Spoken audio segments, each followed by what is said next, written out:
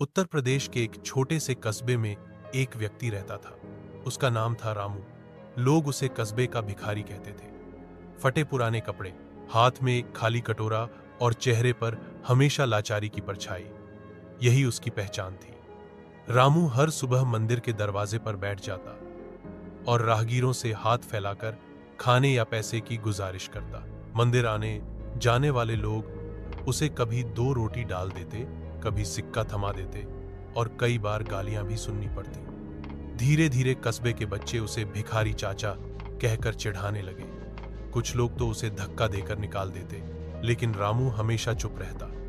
वह सोचता, मेरी जिंदगी ऐसी ही है, मैं तो किस्मत का मारा हूं, मेहनत करने की ताकत भी नहीं बची, मुझे तो बस यूं ही जीना है। एक सुबह की बात है, तेज ठंड थी और रामू मंदिर के बाहर कांप रहा था। तभी मंदिर में पूजा करने आए एक बुजुर्ग साधु ने उसे देखा। साधु जी ने रामू को अपने पास बुलाया और कहा, बेटा, कब तक ऐसे ही हाथ फैलाकर दूसरों की दया पर जियोगे?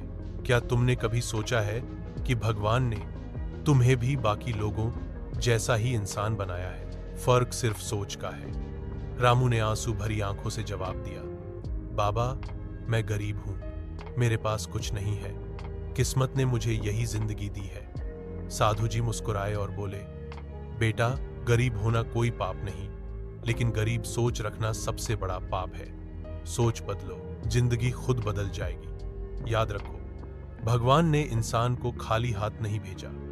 हर इंसान के भीतर एक खास ताकत छिपी होती है, बस उसे पहचानना होता है। साधु जी ने रामू को एक कहानी सुनाई। बहुत समय पहले एक किसान के पास एक खेत था, लेकिन किसान हमेशा शिकायत करता रहता कि उसका खेत बंजर है, उसमें कुछ नहीं उगेगा।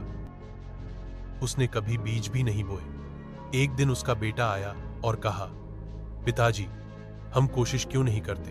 किसान ने मना कर दिया। बेटे ने अकेले ही खेत में बीज बो दिए, पानी दिया, मेहनत की और कुछ महीनों बाद खेत सोने जैसी फसल से भर गया। तब किसान को समझ आया कि खेत बंजर नहीं था, उसकी सोच बंजर थी।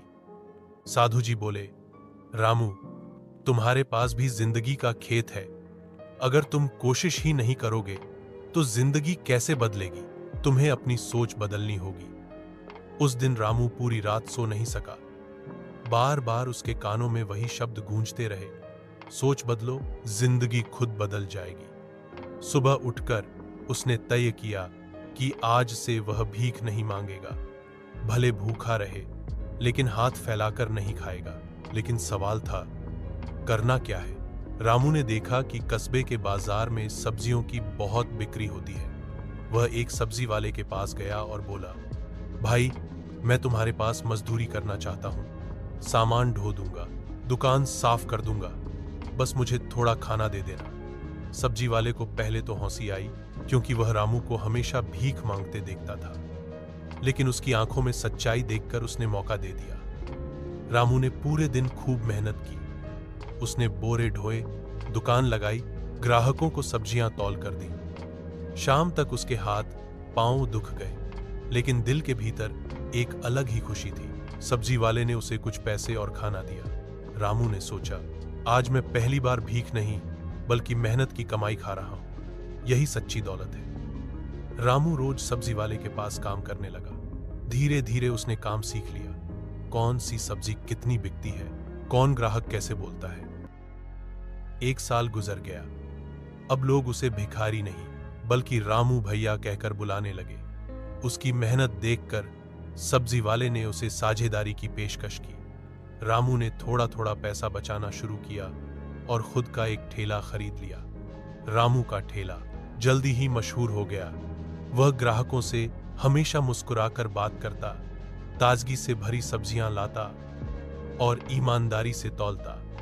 लोग कहते, रामू से सब्जी लो, धोखा नहीं मिलेगा। कुछ सालों में रामू ने ठेला छोड़कर अपनी दुकान खोल ली और देखते ही देखते उसके पास कस्बे में 3 दुकानें हो गईं। जो लोग पहले उसे भिखारी कहकर चिढ़ाते थे, वही अब उसे रामू सेठ कहने लगे। कस्बे के स्कूल में बच्चों को किताबें दान करता, गरीबों की मदद करता और मंदिर में भंडारा करवाता।